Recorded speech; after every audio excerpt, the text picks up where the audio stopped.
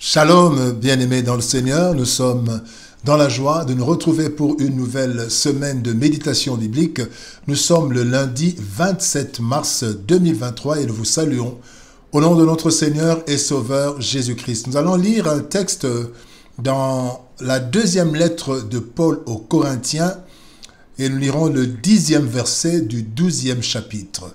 2 Corinthiens 12, 10. Voici ce que déclarent les Écritures.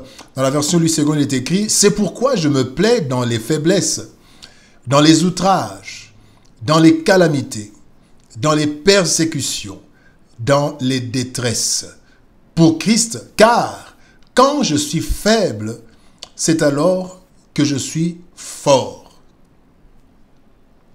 Bible du Sommeur nous dit « Je trouve ainsi ma joie dans la faiblesse, les insultes, la détresse, les persécutions et les angoisses que j'endure pour Christ.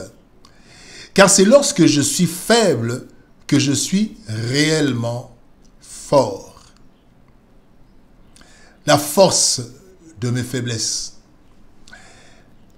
La force de mes faiblesses, tel est le thème de notre méditation de ce lundi 27 mars 2023. Bien-aimés dans le Seigneur, les diverses faiblesses et détresses de nos vies sont généralement des occasions de murmures et de plaintes diverses qui nous découragent, nous affaiblissent davantage et refroidissent notre foi.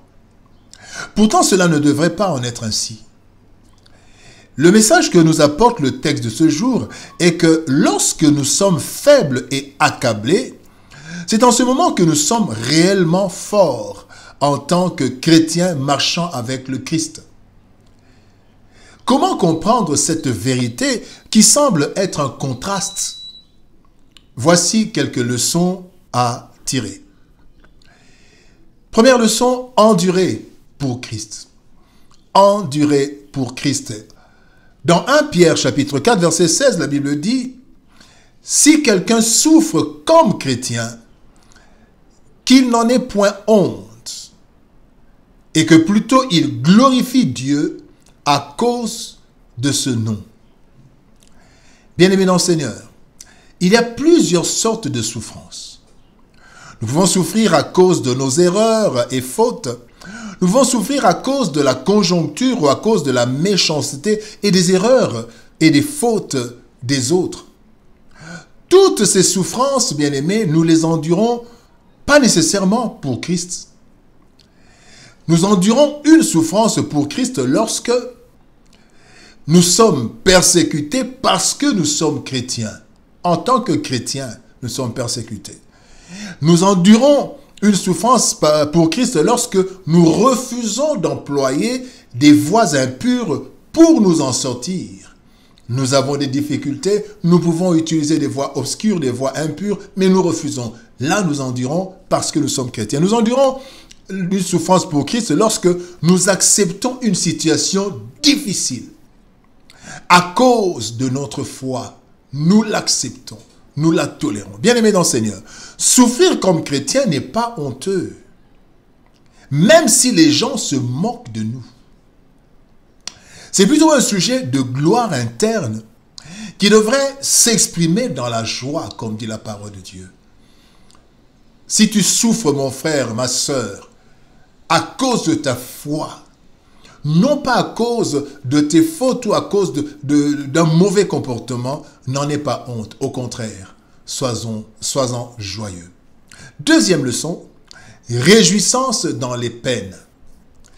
Dans Actes des Apôtres, chapitre 5, verset 41, la Bible dit « Les apôtres se retirèrent de devant le Sanhédrin, joyeux d'avoir été jugés dignes de subir des outrages pour le nom de Jésus. » D'où peut provenir la joie dans les peines? Les disciples, dans ce texte, les disciples se réjouissent après les fouets qu'ils ont reçus à cause de leur ministère, parce qu'ils prêchaient et parlaient de Jésus. Ils ont reçu des fouets et ils rentraient dans la joie. Voici pourquoi nous devons nous réjouir dans nos peines. Nous allons donner juste deux raisons. D'abord parce que nous prenons part aux souffrances de Christ et cela crédite notre compte de gloire future.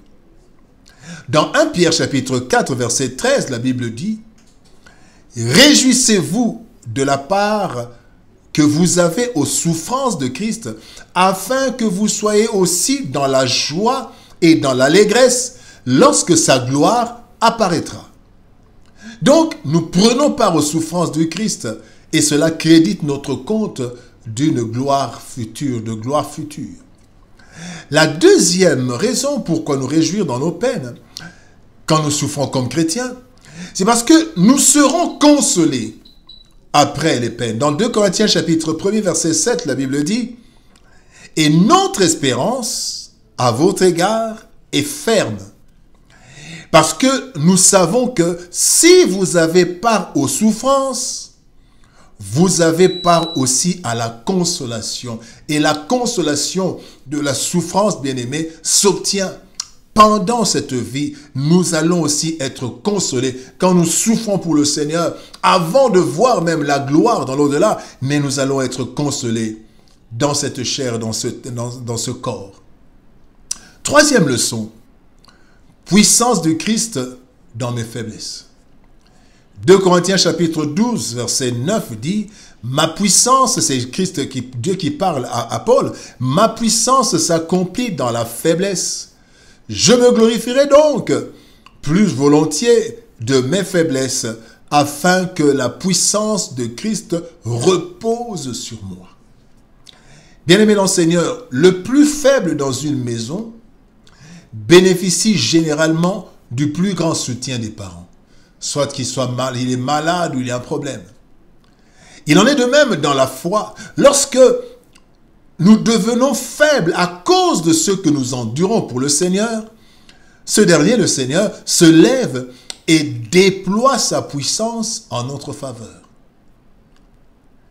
Dans sa faiblesse, aveugle et enchaîné, Samson, ayant fait recours à Dieu, a tué plus de Philistins que lorsqu'il était fort et faisait confiance à sa force. Dans Juge chapitre 16, verset 30, la Bible dit, Samson dit que je meure avec les Philistins. Il se pencha fortement et la maison tomba sur les princes et sur tout le peuple qui y était. Ceux qu'il fit périr à sa mort furent plus nombreux que ceux qu'il avait tués pendant sa vie. Il était faible, mais comptant sur Dieu, il a remporté une grande victoire.